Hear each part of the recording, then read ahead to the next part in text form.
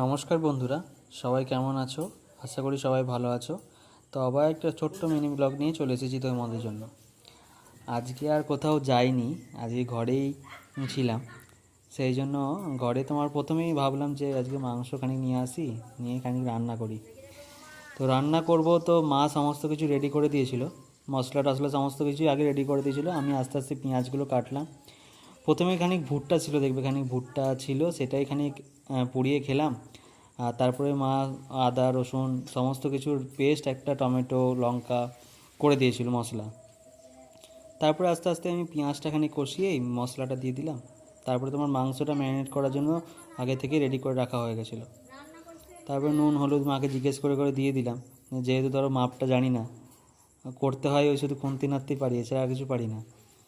সেই জন্য মা তোমার বলে দিল কতটা কী দেবো। তারপরে তোমার এদিকে মশলাটাও রেডি হয়ে গেল, ওইদিকে তোমার নুন হলুদটা দিয়ে দেওয়ার পরে তারপরে মাংসটা আস্তে আস্তে দিয়ে দিলাম।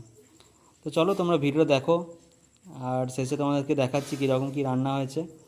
অবশ্যই পুরো ভিডিওটা দেখো। এরপর ট্রাইপডে লাগিয়ে ভিডিও করছিলাম, নিয়ে ভাগ্নিটা এসে দিয়েছে ট্রাইপডটাকে উল্টে, নিয়েই মা চিল্লে দিয়েছিল। ওইটাই প্রথমে তোমাদেরকে দেখিয়েছি।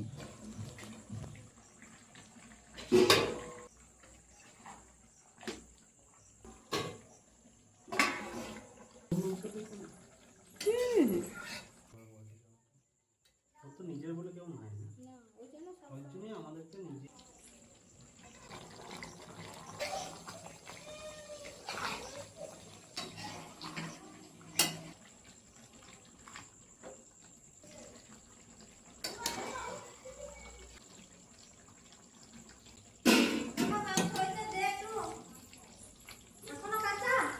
যা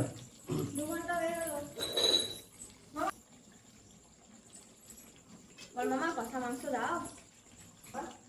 এমনি কিসের বল? হ্যাঁ ফেলে দিচ্ছি। দেখেছিলাম যদি ওইটাই কোনো করে লাগানো হতো না আর হবে। এই হাত খাওয়াতে দাও। এগুলো দিয়ে দিচ্ছিস? দিয়ে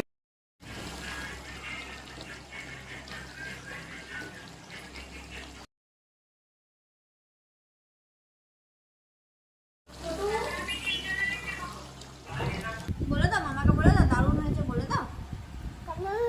আমার দিকে তাকাও, আমার দিকে তাকাও। কেমন হয়েছে মা? দারুণ, ইয়াম্মি হয়েছে কি দাও মামাকে, মামাকে ইয়াম্মি হয়েছে।